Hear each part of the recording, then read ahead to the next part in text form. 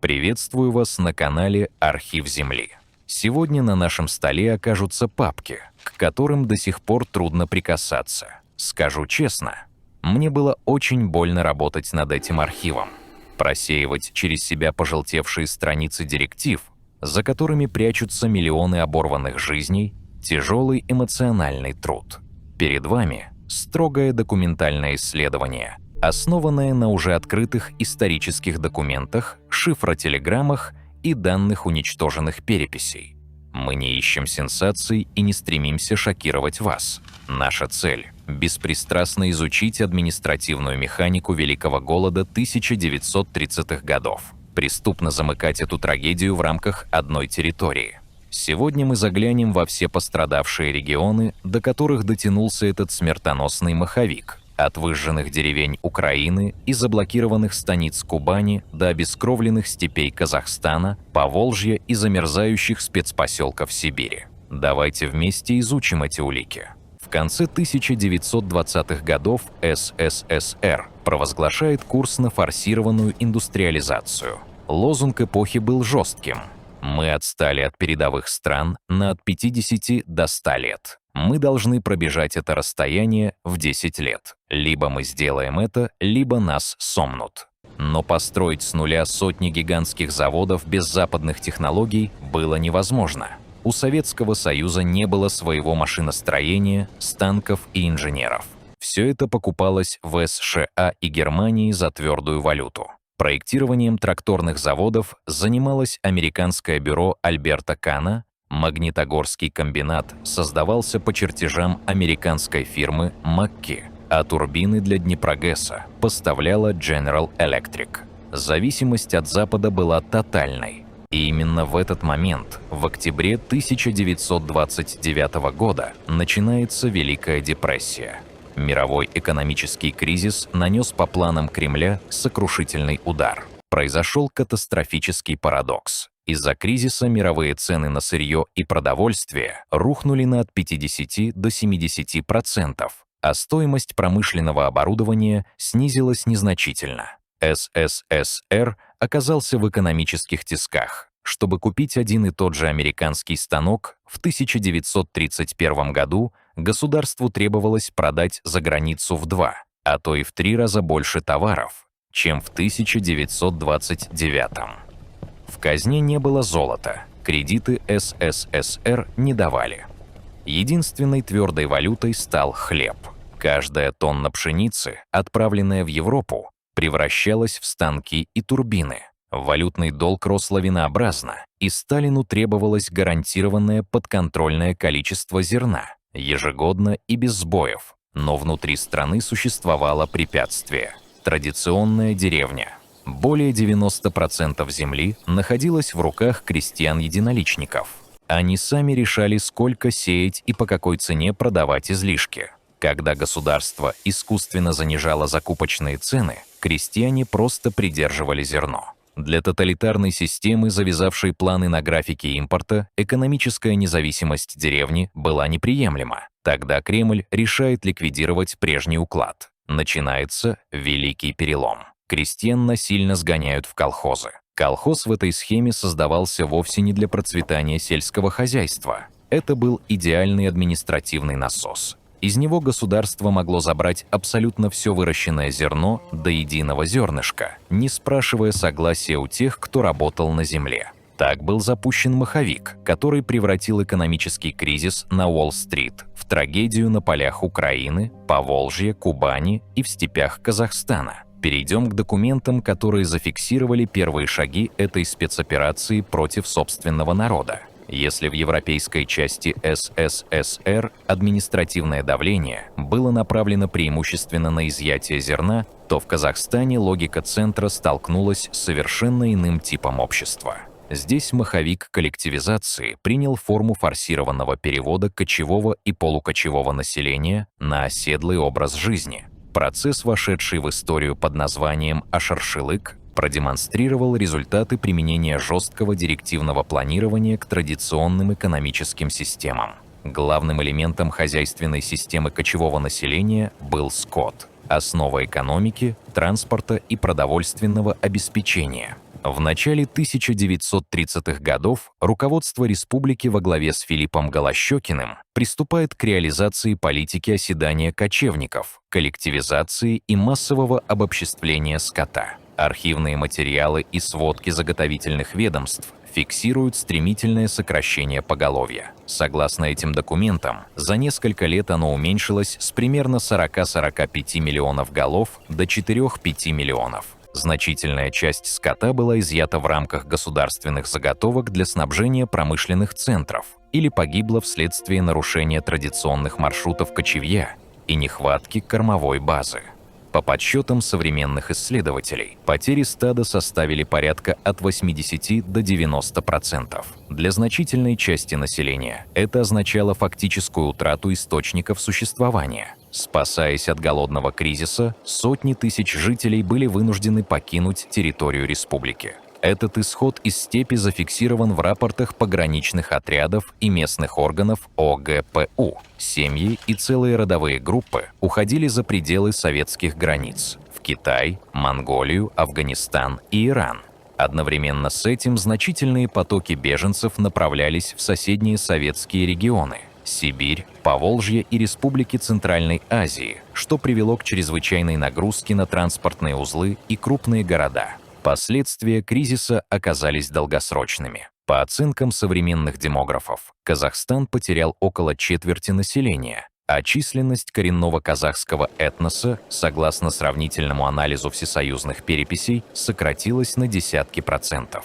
Массовый исход населения за пределы республики и высокая смертность привели к серьезным демографическим изменениям, в результате которых казахи на протяжении последующих десятилетий оставались в численном меньшинстве на собственной исторической родине. Служебная переписка и отчеты местных органов власти показывают, что информация о масштабах голода поступала в центральные структуры управления. Однако политика хлебозаготовок и индустриализации продолжала реализовываться в прежнем режиме. Теперь перейдем к документам, связанным с системой ограничений и изоляции населения в ключевых хлебопроизводящих регионах СССР. Осенью 1932 года в регионах, являвшихся главными производителями зерна, в Украинской ССР и Северо-Кавказском крае, включая Кубань и Дон, ситуация с выполнением планов хлебозаготовок достигла критической точки.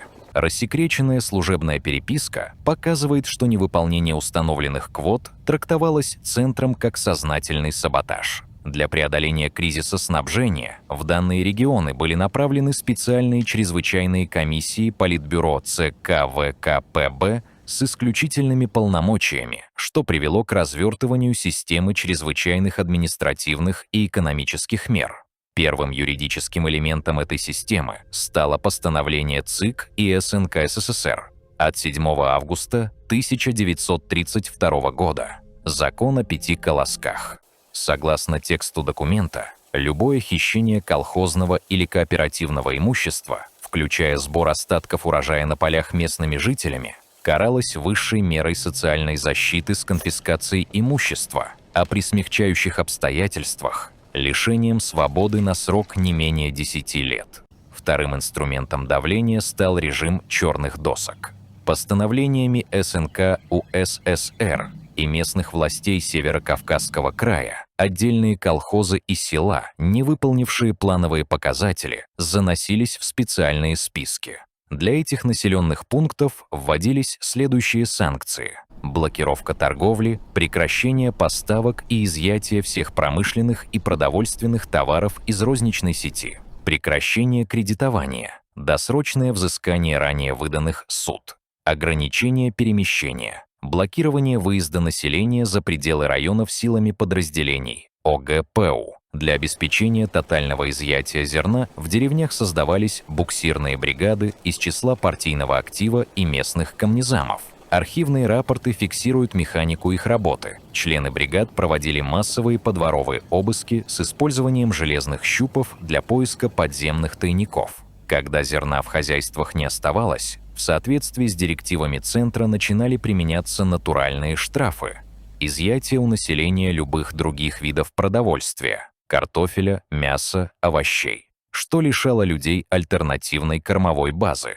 Параллельно в рассматриваемый период происходили процессы, затронувшие этнокультурную структуру регионов. Согласно материалам Всесоюзной переписи населения 1926 года, в ряде районов Кубани значительную долю населения составляли украинцы, что находило отражение в политике украинизации, проводившейся в регионе в конце 1920-х годов. Однако директива ЦК ВКПБ и СНКС СССР от 14 декабря 1932 года предписала немедленно перевести все делопроизводство, прессу и обучение в Северокавказском крае на русский язык. Одновременно начались аресты местной гуманитарной интеллигенции, обвиненной в национализме. В отношении кубанского казачества и крестьянства, оказывавших сопротивление хлебозаготовкам, были применены меры принудительного выселения. Целые станицы – Полтавская, Медведовская, Уманская – были подвергнуты тотальной депортации в северные районы СССР, а их земли передавались переселенцам, преимущественно из числа демобилизованных красноармейцев. Согласно демографическим исследованиям, применение этой комплексной системы ограничительных мер привело к возникновению зоны сверхсмертности, локализованной преимущественно в сельской местности Украины и Кубани. Однако аналогичные процессы фиксировались не только в южных регионах СССР. Перейдем к анализу архивных документов, связанных с ситуацией в Поволжье и системе спецпоселений Сибири.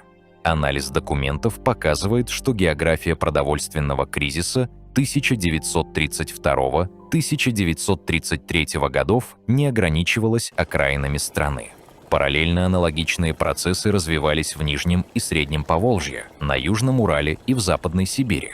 Поволжский регион, традиционно считавшийся одной из главных житниц России, уже сталкивался с масштабным массовым голодом в 1921-1922 годах. В тот период для стабилизации ситуации советское правительство допустило на внутреннюю территорию американскую администрацию помощи ARA и другие зарубежные благотворительные организации, которые организовали пункты питания и распределяли продовольственные пайки для миллионов граждан. Однако в начале 1930-х годов государственная политика кардинально изменилась. Позиция руководства СССР исключала возможность обращения к международной гуманитарной помощи, а само существование кризиса снабжения внутри страны было полностью засекречено.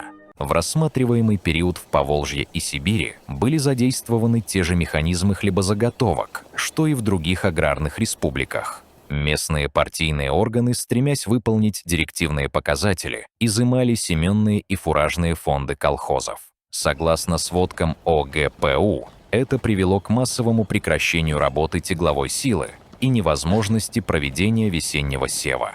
Особое положение сложилось в системе спецпоселений Урала и Сибири. Туда в рамках кампании по раскулачиванию 1930-1931 годов были принудительно депортированы сотни тысяч крестьянских семей со всей страны. Архивные рапорты комендантов спецпоселков свидетельствуют, что в условиях общесоюзного продовольственного дефицита данные категории населения оказались в ситуации крайне ограниченного снабжения, что сопровождалось высокой смертностью в ряде таежных и степных спецпоселений. Сравнительный анализ документов фиксирует экономический парадокс данного периода. В то время как в ряде сельскохозяйственных регионов СССР наблюдался острый дефицит продовольствия, государство продолжало экспорт зерна за рубеж. Согласно таможенным ведомостям и отчетам Наркомвнешторга, даже в период наиболее острого кризиса экспорт зерна сохранялся, а вырученная валюта направлялась на оплату импортного оборудования и выполнение внешнеторговых обязательств СССР. Таким образом, документы подтверждают, голод 1932-1933 годов являлся сквозной общесоюзной трагедией, охватившей все основные сельскохозяйственные зоны СССР. Теперь перейдем к анализу конкретных цифр экспорта и деятельности специализированных государственных институтов, которые использовались для аккумулирования валютных средств в этот период. Для детального понимания финансовой стороны кризиса необходимо исследовать деятельность специализированных институтов, созданных государством для аккумулирования валютных средств. Ключевую роль в этот период играло Всесоюзное объединение Торксин, сокращение от торговля с иностранцами. Первоначально созданное для обслуживания зарубежных туристов и специалистов, к началу 1932 года эта сеть закрытых магазинов была экстренно реорганизована. На фоне развертывания продовольственного дефицита советским гражданам официально разрешили приобретать там продукты, но исключительно в обмен на наличную валюту, драгоценные металлы, золото, серебро, платину и драгоценные камни. Архивные документы Наркомвнешторга фиксируют объемы и номенклатуру товаров, которые в рассматриваемый период продолжали поставляться на внешний рынок из голодающих регионов. Украинская ССР и Юг России. Шел интенсивный вывоз зерновых культур – пшеницы, ржи, ячменя. Казахстан. На экспорт отправлялись значительные объемы животноводческого сырья, кож, шерсти, а также консервированной мясной продукции, изъятой в ходе мясозаготовок, несмотря на стремительное падение внутреннего поголовья. Параллельно на внутреннем рынке Торксин фактически превратился в инструмент централизованного изъятия сбережений граждан. Анализ ценовой политики объединения демонстрирует резкие диспропорции. В то время как на мировых рынках из-за Великой депрессии цены на сырье и продовольствие падали, внутри СССР в магазинах Торксина стоимость продуктов питания для голодающего населения росла. Государство устанавливало завышенные внутренние цены на муку, крупу и сахар, одновременно занижая приемочную стоимость сдаваемых гражданами металлов. Для обычного человека посещение Торксина становилось вынужденным шагом. Чтобы получить фунт муки или килограмм пшена, люди были вынуждены сдавать семейные реликвии – золотые нательные крестики, обручальные кольца, серебряную посуду, ордена и бытовой лом. Изголодавшиеся граждане часами стояли в очередях у приемных пунктов, проходя через процедуру жесткой оценки, где бытовое золото принималось по минимальному ломовому тарифу. При этом традиционные советские деньги, рубли, в этой сети вообще не принимались к оплате. Они были полностью обесценены. Подобный внутренний сбор оказался высокоэффективным экономическим механизмом. Согласно отчетам правления Торксина, за годы своего существования система изъяла у населения почти 100 тонн чистого золота, а также свыше 1000 тонн серебра. По объемам чистой валютной выручки в пиковые периоды кризиса эта торговая сеть опережала экспорт советского леса, хлеба и нефти по отдельности. Документы фиксируют, что более 70% от общего объема ценностей, привлеченных Торксином, составили именно личные сбережения советских граждан, сданные в обмен на продовольствие. Валюта, полученная от переплавки семейных реликвий, была напрямую направлена в Госбанк для оплаты импортных поставок станков и оборудования, покрыв значительную часть расходов на строительство десятков гигантов советской промышленности. Теперь обратимся к архивным материалам, раскрывающим, какими административными мерами государство пыталось сдерживать информацию об этих процессах как внутри страны, так и на международной арене. Следственные материалы и ведомственная переписка 1930-х годов показывают, что параллельно с экономическими и административными мерами на местах государство реализовывало масштабную систему контроля над распространением информации. Данная политика существенно ограничивала распространение сведений о масштабах кризиса и осуществлялась по нескольким направлениям: изоляция пострадавших районов, фильтрация сообщений в международной прессе и последующий пересмотр данных государственной статистики. Первым барьером на пути перемещения населения и информации стало физическое блокирование путей сообщения.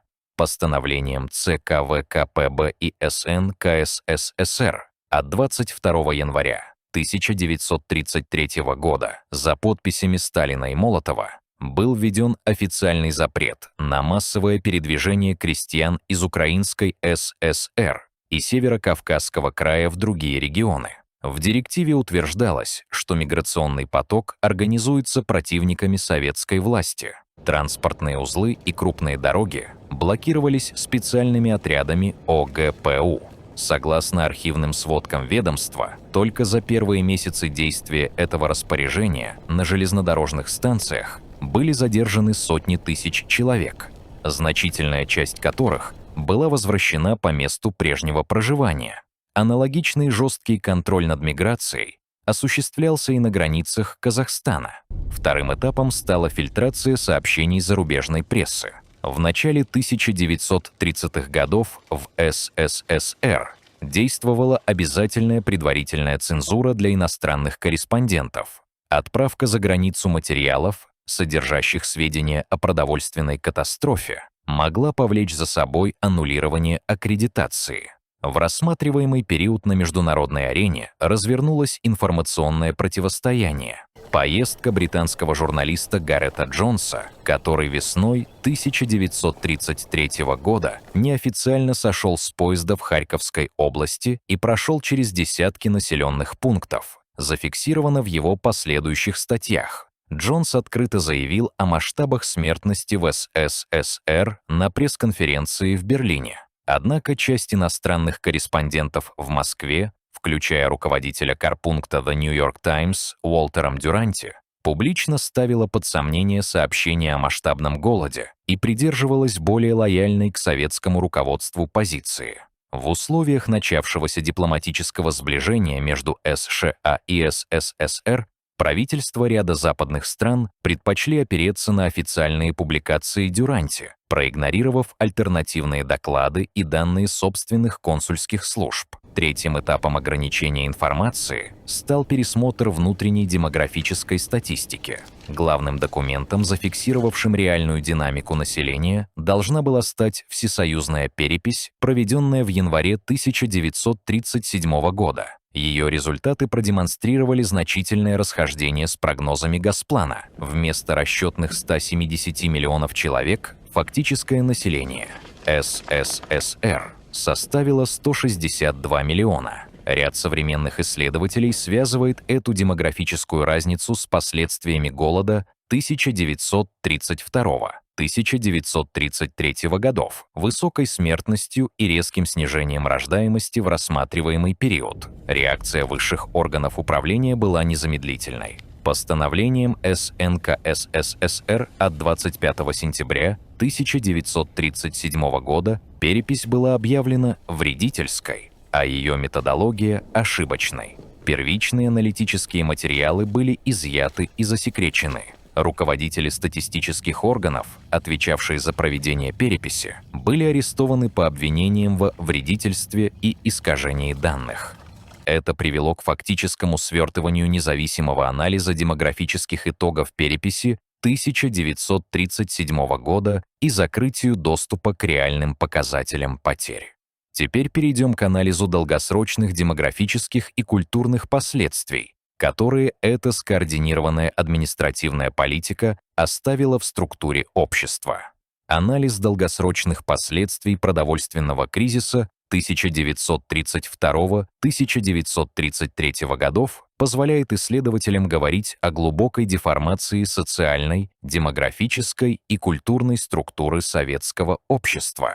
Масштаб потери, зафиксированный последующими демографическими исследованиями, распределился неравномерно, нанеся различным регионам специфические, но одинаково тяжелые удары.